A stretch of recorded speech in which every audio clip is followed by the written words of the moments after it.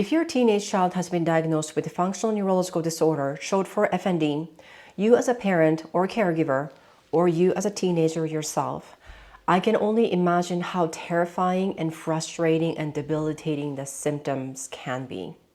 And yet, you may feel ill-equipped or unequipped at all to handle these symptoms because you have never heard of FND in your entire life before until you got this diagnosis. If that's the case, don't worry. FND is one of the most common diagnoses that is out there that nobody talks about.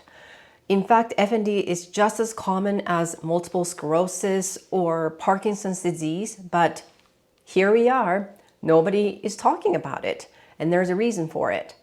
And today I'm going to talk about what FND is, particularly for teenagers.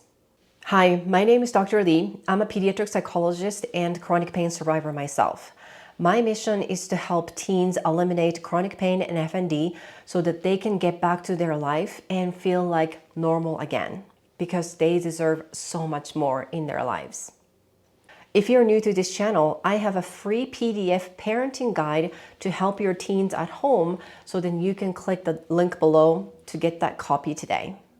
So in today's video, I want to talk about what is FND, types of FND that are out there, because there are many, and the connection between FND and seemingly random so many other things that are actually connected. So let's get to it. What is FND in the first place? Well, FND is an umbrella term to describe these cross-wired problems between the brain and the body. It sounds kind of weird, but it is a legit condition and your child is not faking. And it can be very debilitating, as you are probably witnessing at home or in other areas in their lives. So if I were to make an analogy, think of your child's brain as a hardware, like a computer, and then how things are connected inside of the brain through neurons and networks are sort of like a software. And FND is a software problem, and that's why on so many different scans and testing and things like that, like MRI, CT scans, spinal cord taps, and all kinds of things, the doctors will say, quote unquote, your child looks normal. Everything looks normal, which is so frustrating, but that's what it's really about. There is no structural damage per se, aka the hardware problem, but there is a huge software problem.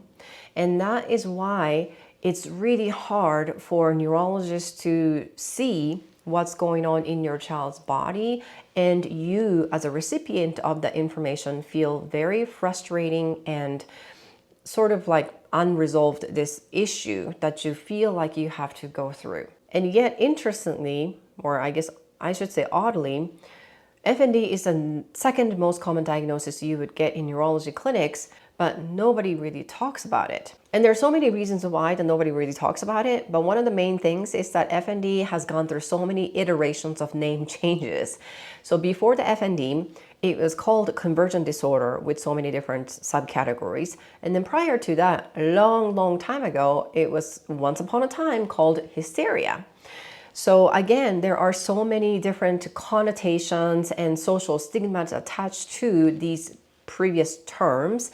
Well, this is part of the reasons why when people do get this diagnosis, they would get this impression that doctors must be thinking it's all in my head, or I am faking, it's not real, it's all psychological, it is all stress and it is all anxiety, when you don't really have any of these things, which is so frustrating. But that's kind of part of the reasons why this FND has been kind of sort of like hidden, almost like a secret society, but yet there are so many people who are experiencing these symptoms. So what exactly is the symptoms we're talking about? Well, there are so many different subcategories within FND, and so I'm just going to go over the most common ones and then go down the list. The most common symptom of FND is something called PNES or NES. There's the abbreviation version for psychogenic non-epileptic seizures, or NES, non-epileptic seizures. So your child is having these symptoms of seizures, what it looks like seizures, And in fact, from the bare eyes, you may not be able to tell the difference between epileptic seizures versus non-epileptic seizures, but that would be what your child is having, which is the most common form of FND. And then there's this movement or gait subcategory. Sometimes it's also called functional movement disorder. Like I said, there are so many different variations of the names and diagnosis, but bear with me, okay? So sometimes this is called FMD, functional movement disorder. What happens is that you would have this paralysis, numbness, tinglings in your legs and arms and hands, or entire body, or one side of the body, or the face, and twitching and tics, aka functional tics, right? Those are all in that category. And then there's a sensory issue, which is also a legit thing, functional vision loss and feeling numbness in certain areas of the body or all over the body. And guess what? Chronic pain is one of the sensory categories of the FND, okay? So things like complex regional pain syndrome and AMPS, amplified muscular pain syndrome, those are considered part of the FND. And then there's a cognitive FND subcategory where you would feel brain fog, having a hard time paying attention or sustaining concentration and things like that. And as you can see, there are so many different subcategories within FND, and that's why FND itself is an umbrella term to describe these cross-wired problems between the brain and the body. Now, FND is almost never this one thing that is the cause of it. A lot of people want to kind of find this one hidden root cause, but the reality is, as I have worked with so many teens who have gone through the journey of healing from FND, there are multiple things going on. But largely talking about, we have three different categories: biological, psychological, and social components. And again, it's not just one thing, or it's not just in their head. It is real, it is a legit thing. I'm repeating myself again, I know, but it's that important. So let's go one by one. Biological stuff, I like to start with that. So it could be anything like injury, illness, neuroscience, genetics, and IQ and temperament, and daily life such as sleep and eating habits. Those are all part of the biological stuff. So injury could be concussion. I've seen a lot of teens who had a concussion and then bam, the life is not the same. Having these chronic pain and then FND symptoms and things like that. So it could be that, or it could be torn muscles or ligaments and then some sort of injury happened and then bam, since then things are not the same. And then this illness could be cold or flu or lots of comorbidities like POTS, EDS, hypermobility spectrum disorder, sensory processing disorder, autism, ADHD, learning disability, auditory processing disorders. These things seem so out and about and random, but these are very, very connected. And then there's so much comorbidities between these things and FND. And then there's a neuroscience. So it's a pure biology and the neuroscience stuff, which I get so excited about because I'm a nerd, but that's okay. So there are so many teens who have FND that has a reduced capacity to turn down the volume of this emotion center in the brain called the amygdala. The amygdala's job is basically almost like a fear center. And when amygdala is really activated, then the fear is the one that's running the show, whether they would think or feel or take an action. It's based on this amygdala. So teens who have FND have reduced capacity to turn down the volume of this amygdala. So what happens is at the baseline level, these teens are sort of running at this like on edge, hypervigilant, a little bit looking like anxious or nervous or irritable, restless, that kind of state. It's almost like they're running just below the boiling temperature. But that's what happens. And they're not necessarily born that way all the times, but it's kind of, again, the software cross-wired. So it sort of cross-wired along the way in their life. And then these teens also have this lower sense of control. And I don't know if you hear your teens kind of complaining about, well, there's nothing I can do. You know, it's totally out of my control. I don't know when this is going to happen. And when it happens, there's nothing I can do because I have no control over it.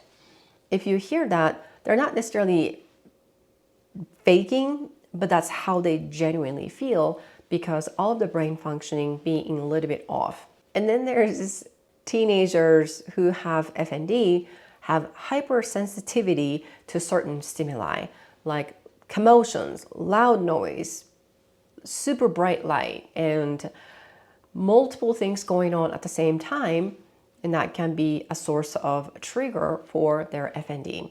But they're already coming up with this constant fight or flight state being turned on, or very easily, like a flick of the switch, to be turned on. So then these stimulations do bother them more so than other kids. Then there is an increased mirror neuron activity. So mirror neurons are present in everyone's brain, including you and I. Throughout the brain, there are so many different places that mirror neurons exist. But kids with FND, they tend to have this overactivation of this mirror neuron. So what mirror neuron does generally is, let's say if you see someone who's yawning, then you start to yawn. Or if you see a bunch of people like running towards somewhere, even though you don't know really what's going on, you kind of start to run with them. You know, that is sort of like mimicking or mirroring what other people are doing as if that is what's happening to you. So that's essentially what the mirror neuron does. And it's there for, again, survival reasons and all kinds of stuff. But for kids who have FND, they tend to have overreaction of mirror neurons. So a couple of years ago on TikTok, there were many teens who were quote unquote showing on TikTok video about their tic behaviors. And then suddenly there are so many teens who didn't even have tics in their life before until they saw this video and then starting to have these tic symptoms. And it's considered part of functional tics, which is part of the FND, but it's a sign that these kids have this overactivated mirror neuron when they see these videos on TikTok when other kids are showing these tic symptoms, and then they started to have these symptoms suddenly. So that's a good example of what mirror neuron does. And all of this is to say, the common denominator for these kind of symptoms and conditions within this biological stuff is to say that these teens' autonomic nervous system is sort of out of whack. So what that means is that their fight or flight system is either turned on constantly or very easy to be turned on compared to other people who don't have FND. So again, it goes back to the autonomic nervous system dysregulation, which is like a little bit out of balance. So that's a whole biological stuff. And that's why when I say FND is not just psychological, well, there are so many biological stuff going on. And so if your doctor is saying it's all in your head, I would like to challenge that doctor because it's not that simple, just so you know. Now, speaking of psychological, I want to talk about psychological because a psychological component is one of the factors. And I'm not saying this is it, but it can be because everyone's different, right? So let's talk about psychological. When I say psychological, I don't necessarily mean it's a depression or anxiety or trauma, although it can happen at baseline, and then after FND symptoms started to happen, these things got worse. That's always a possibility. And which, by the way, if you're talking about adult FND, the chances are something happened in the past that created some sort of trauma or trauma reaction is pretty high, and it could be upwards of 90% or higher in some cases. However, for teens, not necessarily the case. I mean, definitely it can happen, but statistically speaking, it's said to be less than 50% of the case. Sometimes the researchers will say it's about 30% of the case. So the majority of the people didn't really have any trauma experience, but had these conditions. So if you're a parent and trying to search for this hidden trauma experience or some sort of abusive relationship or experience that you didn't even know, and then giving yourself a hard time, well, hold that thought because it may or may not be the case for your child. I'm just saying, generally speaking, statistically speaking, it's not the case for every single teen, okay? So now back to the psychological stuff. Again, when I say more to it than that, besides depression, anxiety, and trauma, it's more about their child's confidence level, coping strategies, coping skills, the way they think, their mindset, their belief system, the way they experience things. So their interpretation, again, it kind of goes back to the way they think and the way they feel. Those are all psychological. Let's say your child is quick to judging or quick to drawing a conclusion about all or nothing. If I'm not perfect, I'm a failure kind of thing, then that's part of the psychological stuff. And it's not that there's anything wrong with your child, but it has more to do with the way your child thinks and then the beliefs, right? So those are the things I'm talking about that goes into the psychological stuff. And then there's the social stuff. Well, this could play a big role depending on your child. So let me tell you what goes into the social category.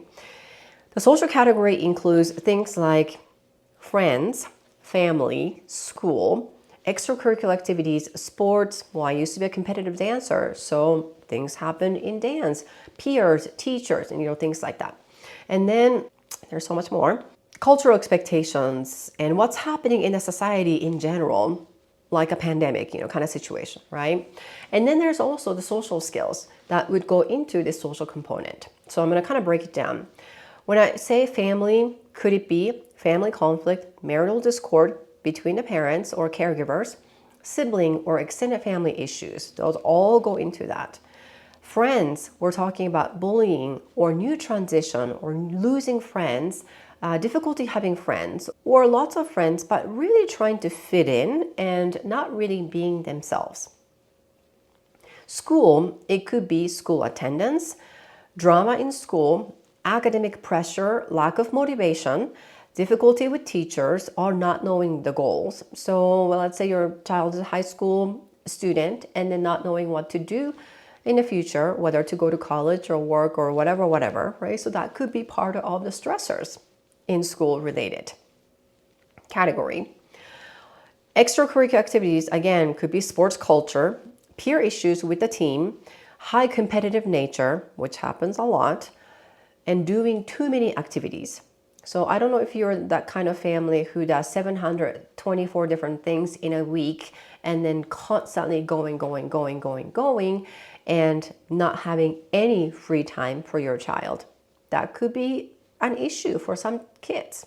I'm just saying. Cultural expectations could be never enough, always improving, high expectations, high achieving, either coming from the child or you guys or just in the society, or this is where you happen to be living in, or the school itself kind of thing. Or success or failure, this sort of mentality, dichotomy, or needs to be better than other people. Those are all the expectations we're talking about. Social situations, the pandemic, relocation, loss of the house for whatever reasons, could be school shooting, gender role and identity, and all kinds of what's happening in the society. And social skills, what I'm talking about is making friends, keeping friends, problem-solving skills, conflict resolutions, and articulating internal experiences. So let's say your child experiences something that is either unpleasant or disappointing. Can they actually process that experience and articulate in a way that they can understand or other people can understand? And here I'm not really talking about how they can talk, but it's more about this articulation skill. Or are they the kind of people who just gets emotional outburst to show that they're actually sad, that kind of thing, all right? And then how people react and respond to the child's pain and FND symptoms, that is also part of the social component. Like reinforcing what is actually not working, thinking it is helping, that happens quite a bit of the times, or not really understanding what's going on, so parents or other people get frustrated, or misunderstanding as a faking or trying to get attention. Oh my gosh, this is really mind-boggling, but that can happen, right, for some people. Or People are nice only when they are sick or not doing well. That could be also part of what's happening in this social category. As I mentioned, if you do the math, there are so many things, maybe close to like 100 things happening between biological, psychological, and social stuff. But all of those things are to say FND is a legit thing, and it's a pretty complex phenomenon. It's not just one thing that is the root cause of what's happening in your child's life. So what can you do? What can you do as a parent, and what can you do for a teenager? Well, number one, you get the diagnosis of FND, because sometimes the FND can be a misdiagnosis. And on that note, FND is not a garbage diagnosis, aka it's not necessarily a diagnosis of exclusion at this point. The diagnosis of exclusion means that, okay, we run all these tests. You're not this, you're not that, you don't have this, you don't have that, therefore it must be FND. It used to be that way like 50 or 60 years ago, but it's not anymore. So when your doctor is giving your child a diagnosis of FND, the chances are it's a legit diagnosis, which leads to tip number 2 of what to do. If you get the diagnosis, and when you get the diagnosis, you have to know what FND is, instead of trying to chase and refuse a diagnosis of FND and then chase after there's gotta be a hidden diagnosis. You have to go through 10, 15, 20 more doctors to see this real diagnosis. Well, there could be this real diagnosis and this hidden diagnosis. I'm not saying don't do that. I'm saying there might be the case, but as you know, that there are so many connections between FND and so many other diagnoses. And it's almost like that your child gets a diagnosis of like a broken bone and ulcer. And then you're saying there's gotta be something else to explain these two things. So I'm not gonna get my child get treatment for this ulcer and then broken bone until I find this main hidden diagnosis. Well, it kind of defeats the purpose. Like if your child has a broken bone, that needs to be treated. And if your child has an ulcer, well, that needs to be treated too, regardless of what else might be going on. So FND is one of it, and that needs to be treated. So that's really what it is. And on that note, accept the diagnosis, and the deluxe unicorn version is to find the FND specialist, which is really, really hard to find. I know it's not that easy, and that's why I created this channel to give the education and knowledge about FND so you feel more equipped to help your child. That being said, a deluxe version would be a hospital-based multidisciplinary clinic or treatment center. If you can find one nearby, you hit the jackpot. Great. But not everyone has a luxury of having that kind of access. So the different way of going about it is to find a specialist, even for one specialist, who can help you towards a recovery. So whether it could be physical therapists, occupational therapists, psychologists like myself, who is trained and specialized in FND, that's a great place to start. You don't necessarily need to have this deluxe team to begin with if you don't have access to that kind of resource. That's okay. You can start somewhere, which is so much better than not going anywhere. So in conclusion, FND is a legit condition. It's real. Your child is not faking. And FND can be very scary, terrifying, and debilitating. And if you're a parent, you might be thinking what your child's life would be with these conditions. Well, guess what? There are some things, if not so many things, you can do to help your child towards a recovery. So don't give up. There is a hope. And if you're a dedicated parent and bright and compassionate teenage child are ready to take actionable solutions to conquer FND, then you might be a good fit for my program. Click the link below today to schedule a call to talk with me directly and see if you qualify for the program. Well, thank you so much for watching this video, and I will see you in the next video.